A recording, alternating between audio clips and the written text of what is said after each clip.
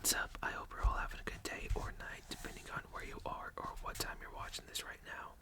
So today I am doing the next 25 pages in Diary of a Wimpy Kid because, I've made it this far, so I'm not stopping now. This is the seventh. This is the seventh one, so that means pages 150 to pages 175. I went ahead and found the page I'm on, just so I didn't spend like the first minute finding it again. So, yeah, as usual, just gonna kind of recap a little bit and read like the bottom half of the page I left on. Okay, so it's on a Thursday. So let's get started. In school today, they had a general assembly and showed me the movie It's Great to Be Me, which they show us every year. The movie is all about how you should be happy with who you are and not change anything about yourself. To be honest with you, I think that's a really dumb message to be telling kids, especially the ones at my school. And then the bully's saying it's great to be me, and I guess it's great that he gets to bully other kids, but we can blame it on the video. Yeah. Later on, they made an announcement that there are some openings on the safety patrol, and that got me thinking. If someone picks on a safety patrol, it can get them suspended. The way I figure it's I can use any extra protection I can get. Plus, I realize that maybe being in a position of authority could be good for me.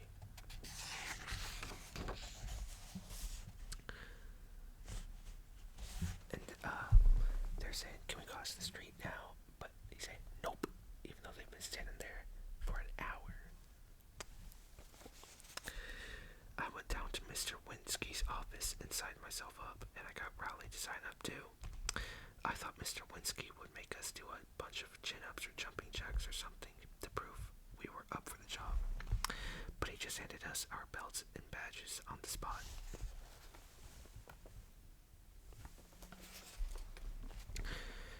Mr. Winsky said the openings were for a special assignment.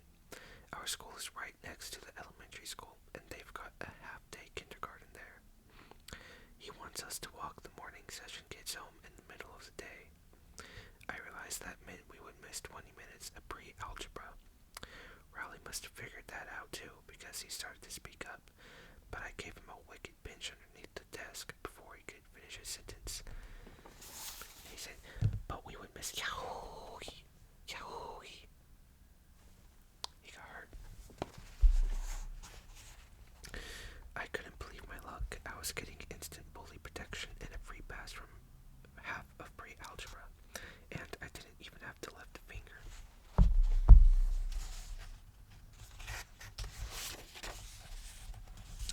Alright, skipping all the way to next Tuesday. Today was our first day as safety patrols. Me and Rowley didn't technically have stations like all the other patrols, so that means we don't have to stand out in the freezing cold for an hour before school. But that didn't stop us from coming to the cafeteria for the free hot chocolate they hand out to the other patrols before homeroom. Got a little clink going there. Another great perk is that you get to show up 10 minutes late for first period.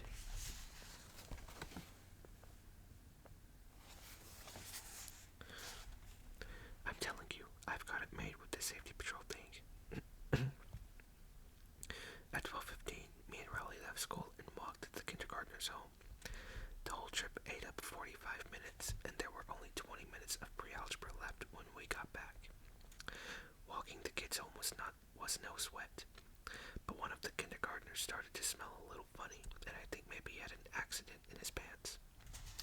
He tried to let me know about it, but I just stared straight ahead and kept walking. I'll take these kids home, but believe me, I didn't sign up for any diaper duty. You know, that's probably the irresponsible thing to do on Greg's part, but honestly, I don't blame him. I don't blame him there.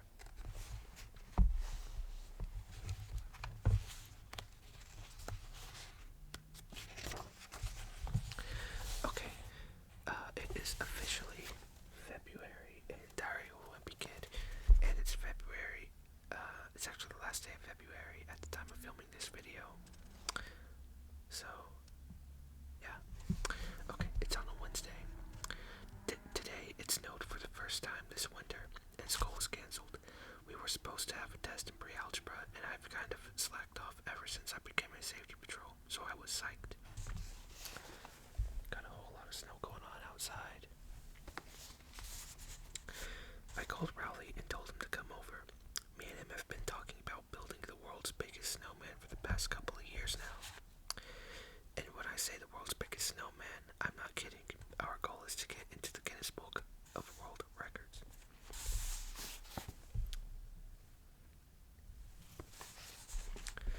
But every time we've gotten serious about going for the record, all the snow has melted, and we missed our window of opportunity.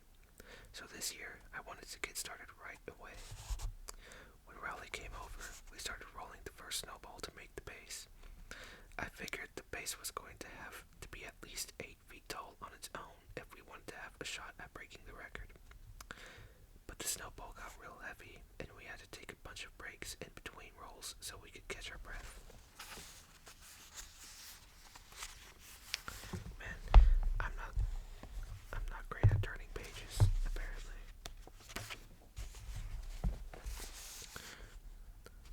There they go, pushing the first ball, but they're struggling a bit. During one of our breaks, Mom came outside to go to the grocery store, but our snowball was blocking her car in, so we got a little free labor out of her.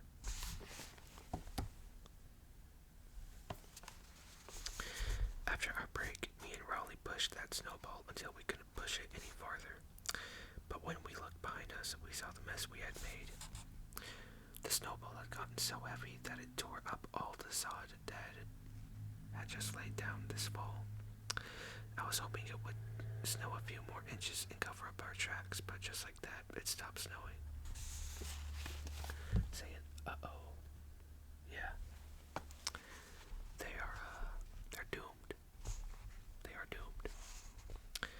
Our plan to build the world's biggest snowman was starting to fall apart, so I came up with a better idea for our snowball.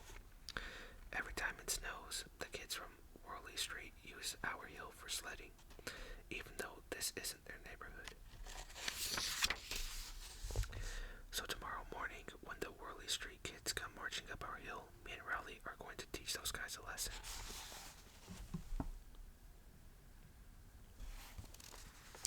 I always liked the idea of like a giant snowball acting like a boulder and just like running down people, you know? It's always been funny to me. But I bet getting hit by one would not be as funny. I mean, it kind of sounds like it would be fine because it's just snow, but snow can get insanely hard when it's like packed tightly together. Like, it probably would not be that fun if I had to guess to get hit by a giant snowball boulder. But what do I know? When I woke up this morning, the snow was already starting to melt, so I told Rowley to hurry up and get down to my house. While I was waiting for Rowley to show up, I watched Manny trying to build a snowman out of the piddly crumbs of snow that were left over from our snowball. It was actually kind of pathetic. I mean, yeah, I don't know if y'all can see that, but he has a tiny little snowman.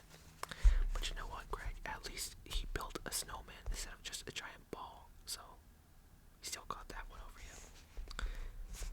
I really couldn't help doing what I did. I couldn't really help doing what I did next. Unfortunately for me, right at that moment, Dad was at the front window. Well, he kicked that little snowman's head clean off his body. Wow. Dad was already mad at me for tearing up the sod, so I knew I was in for it. I heard the garage door open and I saw Dad coming outside. He marched right out carrying a snow shovel, and I thought I was going to have to make a run for it.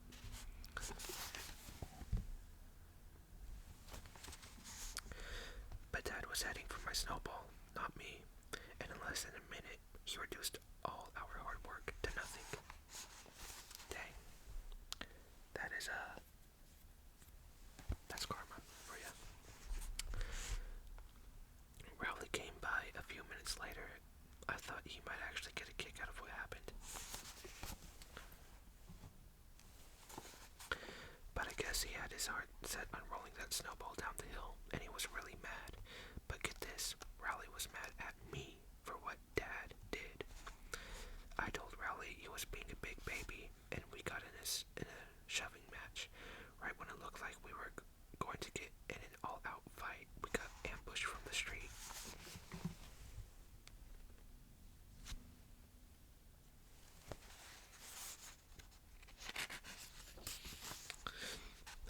It was a hit and run by the Rowley Street kids.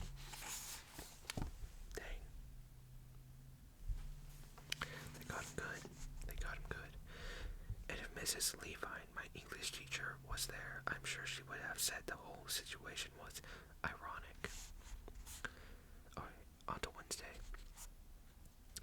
Today at school, they announced there's an opening for the cartoonist job in the school paper. There's only one comic slot, and up until now, this kid named Brian Little has been hugging it all to himself. Brian has this comic called Wacky Dog, and when it started off, it was actually pretty funny. But lately, Brian's been using his strip to handle his personal business. I guess that's why they gave him the axe. And, there's a lot to read there, so I'm just going to read it first. Actually, I'll go ahead and show you, and then I'll read it. So the kid's saying, "Hey, Wacky Dog, say something funny." And the dog says, "Actually, I have something serious on my mind today." And the dog says, "Susan Lim, if you are reading this, Brian is very sorry he kissed your best friend Rachel behind the lockers. He hopes you can find it in your heart to forgive him. P.S. Barry Palmer, you still owe Brian $5, you bum." That's kind of a crazy, way to handle business. It's like through a comic strip. Like, imagine you're the writer for Garfield, and you know, like, one of your competitors reads your comic strip, so you write a threatening message for Garfield to directly call out this other guy in the newspaper. That's kind of sociopathic level of threatening, I think. As soon as I heard the news, I knew I had to try out. Wacky Dog made Brian Little a celebrity at our school, and I wanted to get in on some of that kind of fame. I had a taste of what it's like to be famous at my school when I won honorable mention in this anti-smoking contest they had. All I did was trace a picture from one of Roderick's heavy metal magazines, but luckily no one ever found out. And he got this crazy zombie saying, "Don't smoke or you'll look like me." Well, if you smoke a billion cigarettes, you might look like that, but I think to look like that, you gotta take some other type of product that's not exactly legal, if you catch my drift. But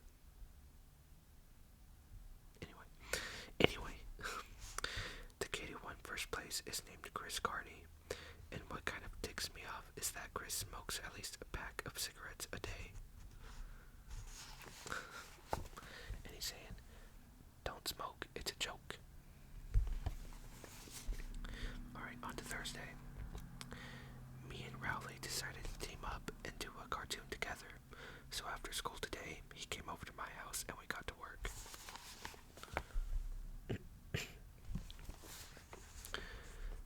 We banged out a bunch of characters real quick, but that turned out to be the easy part. When we tried to think up some jokes, we kind of hit a wall. I finally came up with a good solution. I made up a cartoon where the punchline of every strip is "Zoo-wee Mama." That way, we couldn't get bogged down with having to write actual jokes, and we could concentrate on the pictures. Wait, I thought Rowley's the one that came up with "Zoo-wee Mama," not Greg. At least that's how it is in the movie.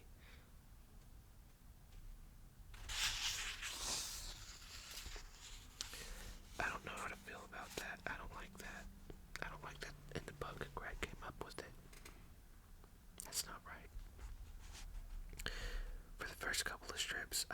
writing and drew the characters, and Rowley drew the boxes around the pictures. Alright, so this first one is saying, step on a crack, break your mama's back. And he's saying, yeah, right. And then he steps on it. And then, hey Timmy, your mother slipped on a banana peel, and P.S. she is dead. Sue-wee mama. Sue-wee mama. Yeah, that's unfortunate. Rowley started complaining that he didn't have enough to do, so I let him write a few of the strips. But to be honest with you, there was a pretty obvious drop in quality once Rowley started doing the writing. Okay, so they're saying, I've been waiting 3 hours to get a hamburger. And he says, finally, 1 hamburger, please. I'm sorry, sir, we are all out. I'm sorry, sir, we are all sold out. Then he passes out, and then she says, Sue-wee mama, Sue-wee mama. Eventually, I got kind of sick of the Sue-wee mama idea, and I pretty much let Rowley take over the whole operation. Okay, so that's how Rowley got the control of it, in the book at least. And believe it or not, Rowley's drawing skills are worse than his writing skills. He says, oops, I stepped in a puddle. Well, at least it's not an acid puddle. And then the squirrel says, he says, oi, oi, oi, it is an acid puddle. And then the squirrel says, Sue-wee mama. I told Rowley maybe we should come up with some new ideas, but he just wanted to keep writing Sue-wee mamas. Then he picked up his comics and went home, which was fine by me. I don't really want to be partnered up with a kid who doesn't draw noses anyway. Alright, now we're on to Friday. After Rowley left yesterday, I really got to work on some comics. I came up with this character called Grayton the Cretin, and I got on a roll. Saying, hi, my name is Grayton. And then this guy said, no it isn't. Your name is Stuart Pidd. Stuart Pidd. And then he says, oops, hi, I'm stupid. He says, hi, I'm stupid. Hi, I'm stupid. Good one. You know Zooey Mama's better. You just know Zooey Mama's better than oh, I'm stupid. Oh, you. Whatever. Greg, you're not funny. You're not funny, Greg Heffley. Leave the jokes to Rowley with his Zooey Mama skills. Sorry. Had to kind of bash Greg for a second there, but I always do, so should be used to it by now. I must have banged out 20 strips and I didn't even break a sweat. He said, I wonder what is in this cute little box. And then this guy said, that's not a box, it's a brick, you dumb moron. Then he says, oops, I've been trying to open it all day. And then this one says, doctor, could I have a new butt? My old one has a crack in it. And the doctor says, Grayton, I told you 1,000,000 times, everyone's butt has a crack in it. And then Grayton says, oh yeah, I forgot. Doofus. Stupid. Dumb idiot guy. The great thing about these Grayton the Cretin comics is that with all the idiots running around my school, I will never run out of new material. When I got to school today, I took my comics to Mr. Ira's office. He's the teacher who runs the school newspaper. But when I went to turn my strips in, I saw that there was a pile of comics from other kids who were trying out for the job. Most of them were pretty bad, so I wasn't too worried about the competition. So one of these says Girls Rule by Tabitha Cutter and Lisa Russell.